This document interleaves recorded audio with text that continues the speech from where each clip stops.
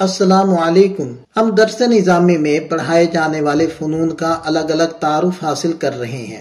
ان فنون میں سے ایک فن ہے علم ادب عربی۔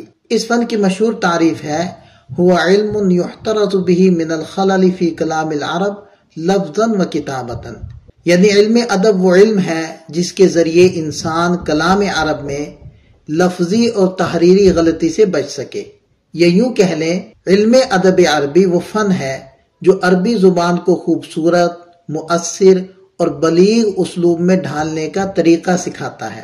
یہ علم ہمیں یہ مہارت دیتا ہے کہ کس موقع پر کون سا لفظ، کون سا جملہ اور کس طرح کا انداز بیان استعمال کیا جائے تاکہ بات نہ صرف صحیح ہو بلکہ دل میں اتر جانے والی باوقار اور مؤثر بھی ہو۔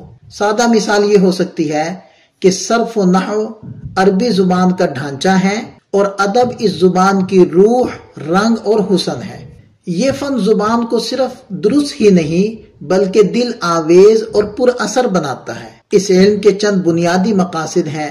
پہلا مقصد عربی زبان کے اسلوب پر قدرت کہ طالب علم عربوں کی اصل محاوراتی زبان اور ان کے فطری اسلوب بیان کو سمجھے اور اسی انداز میں بات کرنے یا لکھنے کی صلاحیت پیدا کرے۔ دوسرا مقصد بیان میں تاثیر اور قوت پیدا کرنا۔ یہ فن سکھاتا ہے کہ الفاظ کو کیسے چنا جائے، جملے کیسے ترتیب دیے جائیں، مثال کیسے دی جائے اور بات کو کس انداز میں پیش کیا جائے کہ سننے والا قائل بھی ہو، متاثر بھی اور مطمئن بھی۔ تیسرا مقصد قرآن و حدیث کے فصیح اسلوب تک رسائی۔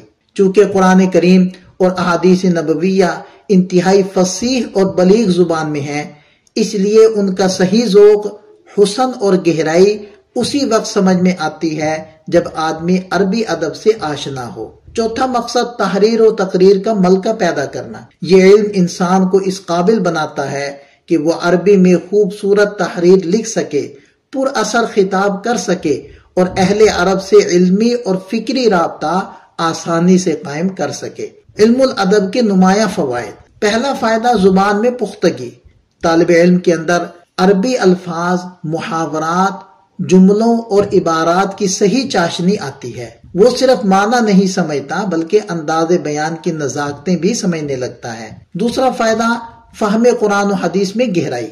ادب کی مشق سے انسان پر الفاظ کے پس منظر، تعبیر کے رنگ اور معانی کے لطائف کھلتے ہیں۔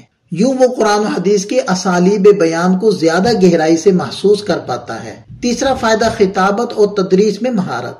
ادب عربی خطیب، مدرس اور محقق کو وہ قوت دیتا ہے کہ وہ کم الفاظ میں گہری بات بیان کر سکے اور سامعین پر ایک مضبوط اثر چھوڑ سکے۔